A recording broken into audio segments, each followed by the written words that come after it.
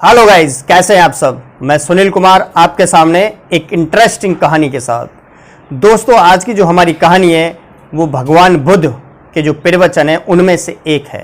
भगवान बुद्ध एक जगह प्रवचन दे रहे थे और प्रवचन जब समाप्त हुआ उससे पहले भगवान बुद्ध ने कहा कि जागो, समय हाथ से निकला जा रहा है। और इसके बाद ही प्रवचन खत्म हो गया और भगवान बुद्ध आनंद से कहने लगे कि आओ थोड़ा बाहर घूम के आते हैं। आनंद को साथ लेकर के भगवान बुद्ध बिहार से बाहर की तरफ आ गए। अभी लोग निकल रहे थे, भीड़ का माहौल था। उस भीड़ में से एक औरत उनके पास आई और कहने लगी कि प्रभु, आपने जैसे ही कहा जागो, समय हाथ से निकला जा रहा है, तो मुझे तुरंत याद आ गया कि आज एक सेठ के घर मेरा नृत्य का प्रोग्राम है। यदि आप नहीं बताते तो मैं उस प्रोग्राम के लिए लेट हो जाती। आपका धन्यवाद कि आपने मुझे याद दिला दिया। और कह करके नृत्य की चली गई। उसके थोड़ी देर बाद ही एक हट्टा कट्टा व्यक्ति आया और भगवान बुद्ध से कहने लगा, प्रभु मैं आपसे क्या झूठ बोलूं, आप तो सब जानते हैं। जैसे ही आपने ये कहा कि जागो, समय हाथ से निकला जा रहा है, तो मुझे तुरंत याद आ गया कि मुझे आज एक शहर में डाका डालना है और मैं उसके लिए लेट हो जाता यदि आप ये बात नहीं बताते। तो प्रभु, मुझे अब याद आ गया, मैं अपने काम को अंजाम देने के लिए जा रहा हूँ। तीसरा, एक बुजुर्ग आदमी भगवान बुद्ध के पास आया और कहने लगा, भगवान आपने जैसे ये वाक्य कहे तो मुझे याद आ गया कि जिंदगी भर मैंने पता न कितने पाप किए हैं, कैसे कैसे कर कर मैंने जीवन यात्रा अपनी की, अब मेरा बुढ़ापा है। जैसे आपने वो शब्द बोले कि जागो, समय हाथ से निकला जा रहा है, मुझे याद आया कि मेरा अंतिम समय कुछ समय में आ जाएगा, तो क्यों ना मैं निर्माण की कोशिश करूं और आज से मैं निर्माण प्राप्ति के लिए अभ्यास करूंगा। अब वो चले गए, धीरे धीरे भीड़ सब निकल गई। भगवान बुद्ध आनंद से कहने लगे, आनंद तुमने देखा, मैंने सभी के लिए एक ही प्रवचन दिया और एक ही वाक्य बोला, लेकिन सबके उद्देश्य अलग अलग थे, सबने उसे अलग अलग तरीके से लिया। इसलिए निर्माण प्राप्ति के लिए मन का निर्मल होना बहुत जरूरी है। जिसकी जितनी झोली होती है वो उतना ही ले पाता है। यदि किसी को निर्माण प्राप्त करना है तो उसके मन का शुद्ध होना बहुत जरूरी है। जब तक मन शुद्ध नहीं होगा वो निर्माण प्राप्ति पे नहीं पहुंच सकता। जब तक हमारे मन के मैल दूर नहीं होंगे हम सही मार्ग पर नहीं चल सकते। यदि हमें सही मार्ग चाहिए तो हमें मन को शुद्ध करना ही होगा। यदि हमें निर्माण की प्राप्ति करनी है तो अपने आप को शुद्ध करना ही होगा। तो दोस्तों, ये छोटी सी कहानी भगवान बुद्ध के प्रसंग से थी। तो इसी के आगे हम आपको नेक्स्ट कहानी, दूसरी कहानी छोटी सी और सुनाते हैं। एक युवक था और एक प्राइवेट कंपनी में वो काम करता था। प्राइवेट कंपनियों में या प्राइवेट जो भी चीज़ें उनमें बड़ी मेहनत है, बहुत ज़्यादा मेहनत करनी पड़ती है और मिलता उतना नहीं है। हालांकि जब बड़े स्तर पर आदमी पहुंच जाता है तो मेहनत खुद ना करके औरों पे वो करवाता है। अब वो बड़ा उदास रहता था, दिन रात सोचता रहता था, इतना खर्चा है, इतना नहीं कमा पाता, बचा नहीं पाता, बड़ा परेशान रहता था। एक बार एक महात्मा उस शहर में आए।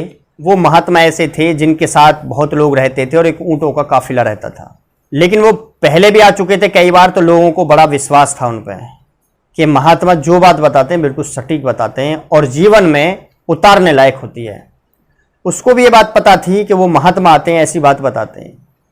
अब वो उन महात्मा के पास गया, कहने लगा, भगवान मुझे बताइए, मेरे जीवन में बड़ी समस्याएं हैं।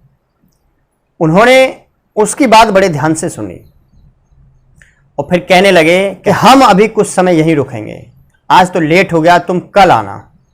अब वो अगले दिन फिर गया, क्योंकि शाम को ही फुर्सत में होते थे, तो शाम को वो गया। कहने लगा कि प्रभु मेरी समस्या का समाधान करो, किस तरह से मैं इन परेशानियों से छुटकारा पा सकता हूँ। वो बोले, कोई बात नहीं है, मैं आपकी समस्या का समाधान कर दूंगा, लेकिन आप क्या एक काम मेरा कर सकते हैं? कि बोलिए क्या काम करना है? कि हमारे पास से 100 ऊँट हैं, जो इनकी रखवाली करता है वो आदमी बीमार पड़ा है। मैं चाहता हूँ कि जब ये सारे के सारे बैठ जाएं और इन्हें बिठा करके तुम सो जाना। वो इतना कह करके महात्मा तो सोने के लिए चले गए और उसे वहीं छोड़ गए। अब वो पूरी रात कभी किसी ऊँट को बिठाता, कभी किसी को बिठाता, लेकिन कुल मिलाकर सारे ऊँट नहीं बैठे और वो एक क्षण के लिए भी नहीं सो पाया। अब महात्मा सुबह उठे और उठने के बाद फ्रेश होने के बाद उस आदमी से मिले और कहने लगे, अच्छा रात कैसी नींद आई? कहने लगा, प्रभु जरा सी भी आंख नहीं झपकी, बिल्कुल भी नींद का झोंका नहीं नसीब हुआ। क्या क्यों? क्योंकि सारे ऊँट बैठे ही नहीं। अगर एक बैठता तो दो खड़े हो जाते, दो बैठते एक खड़ा हो जाता, और जिसे बैठाता और दूसरे खड़े हो जाते, ये बैठे ही नहीं। कहने लगे, महात्मा तुम ठीक कह रहे हो, ऐसा ही होता है, ये ऊँट पूरे बैठते ही नहीं, ये ऊँट सारे के सारे बैठते ही नहीं। अब जब ये बात सुनी तो युवक को गुस्सा आ गया। कहने लगा, जब आपको पता थी कि सारे के सारे नहीं बैठेंगे तो आपने मुझे काम क्यों सौंपा? वो नाराज हो गया। वो कहने लगे कि यदि मैं तुम्हें काम नहीं सौंपता तो तुम्हें पता कैसे चलती? कि कैसी पता? जिसे भी जिंदगी मिली और जो जी रहा है उसके सामने परेशानी तो आएंगे ही, चाहे वो कितनी भी कोशिश कर ले, परेशानी जरूर आएंगी, कभी कम कभी ज्यादा। ऐसा नहीं है कि परेशानी नहीं आएंगी। जब तक जिंदगी रहेगी हर इंसान के जीवन में परेशानी आएंगी, चाहे वो गरीब है, अमीर है, कोई भी है। और यदि तुम इन परेशानियों को देखते रहोगे, इन्हीं को खत्म करने की कोशिश करते रहोगे, तो तुम खत्म हो जाओगे, लेकिन परेशानियां खत्म नहीं होंगी। इसलिए अच्छा है, इन परेशानियों पर चिंतन मनन करने से अच्छा है कि हर पल में आनंद ढूंढो, परेशानियों का सॉल्यूशन ढूंढो, उसे करो और हर पल में आनंद ढूंढने की कोशिश करो। जिंदगी को ऐसे जियो कि हमें ये आखिरी पल मिल रहा है। जो भी आप काम कर रहे हो उसमें खुश रह करके, मन लगा करके काम करो। कोई भी काम है, कोई काम छोटा बड़ा नहीं होता, सब काम सब अच्छे होते हैं, अपनी योग्यता के अनुसार होते हैं। अपनी योग्यता के अनुसार काम करो, लेकिन उसे मन लगा के करो और खुश रह करके करो। यदि तुम खुश रह करके काम करोगे तो कामयाबी तुम्हें जरूर नसीब होगी। और परेशानियों को मत कोसो, क्योंकि परेशानियां ही वो होती हैं जो हमें आगे बढ़ने के लिए प्रेरित करती हैं। अब उस युवक की समझ में बात आ गई थी, तो महात्मा को प्रणाम करके उनका धन्यवाद कर करके और चला गया। तो दोस्तों, ये हमारी दूसरी कहानी थी जो हमने आपको बताई। तो दोस्तों, आपको हमारी ये दोनों कहानियाँ कैसी लगीं? यदि आपको ये कहानी अच्छी लगी हैं तो हमारी वीडियो को लाइक करें। यदि चैनल को अभी तक आपने सब्सक्राइब नहीं किया तो चैनल को सब्सक्राइब कर लें, और अपने फ्रेंड सर्किल में और रिलेटिव्स में हमारी वीडियो को शेयर करना बिल्कुल भी ना भूलें। धन्यवाद दोस्तों।